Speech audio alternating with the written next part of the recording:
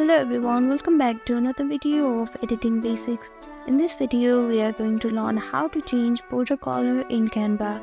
First step is to open your browser. Now on the search bar, type in canva.com. It will lead you to a homepage of Canva website, and here on the top right corner you can see create a design button. Click on it and choose your required template. Now after that, click on the text option which is on the left side and click on add a text box. Now type in the text. You can resize this text by clicking here.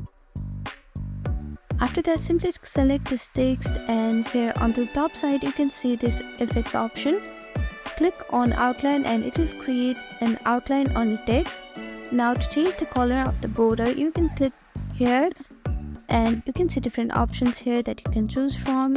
Here I'm choosing this red one, and you can see that I have successfully changed the color of border in Canva.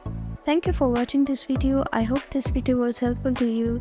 Please do like, share and subscribe to our channel, and don't forget to comment down below if you have any queries. Thank you.